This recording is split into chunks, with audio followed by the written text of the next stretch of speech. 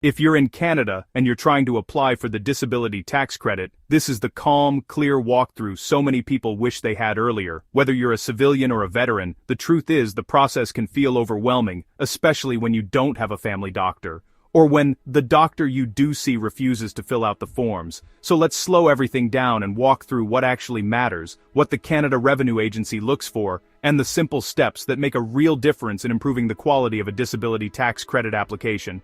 This is informational only, based on publicly available Government of Canada guidance, and it's designed to help you understand the landscape before you take next steps.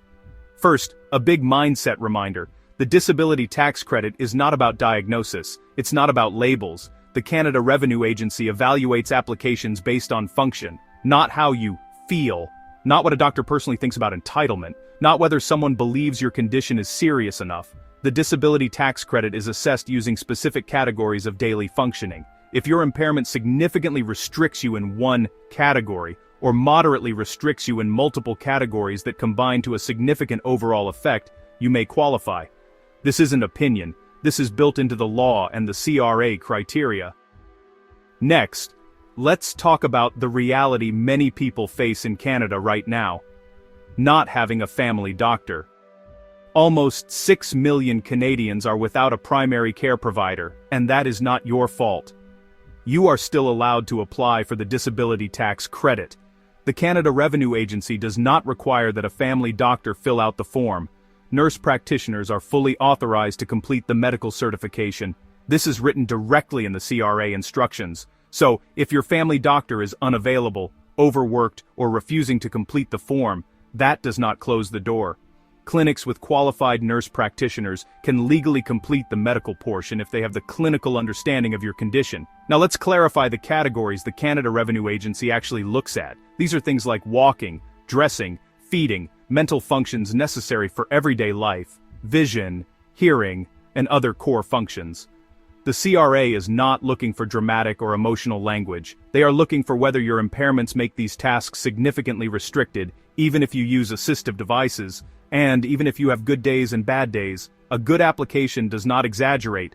A good application describes clearly and calmly how your condition affects you in day-to-day life the majority of the time. The nurse practitioner or doctor must be very specific. The CRA is not looking for mild difficulty. They are looking for restrictions that are present, persistent, and medically documented.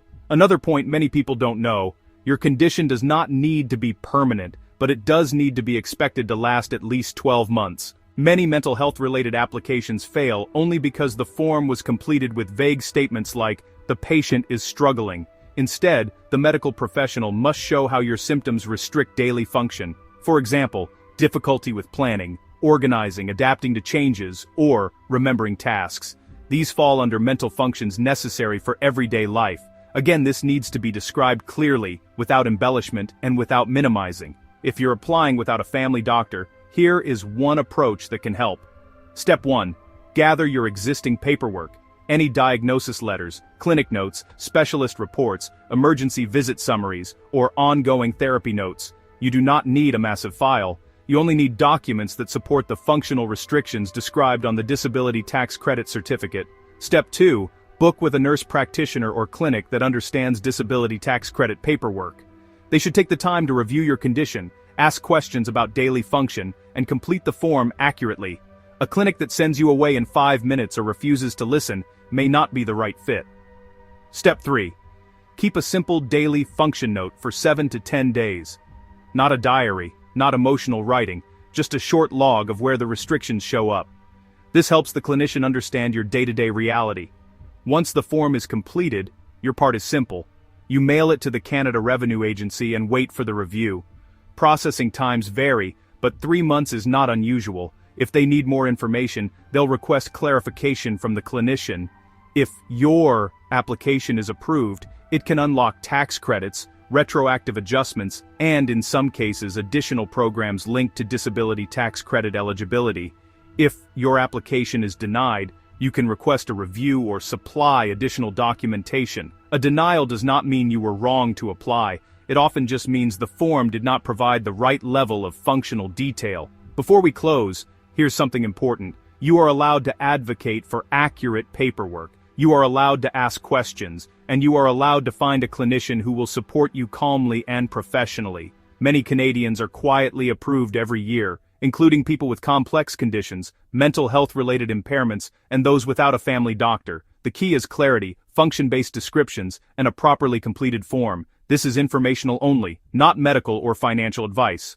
Always verify with the Canada Revenue Agency or an appropriate professional. And if this gave you clarity, the Start Here playlist on the channel may help you navigate other Canadian systems with a little more steadiness and confidence.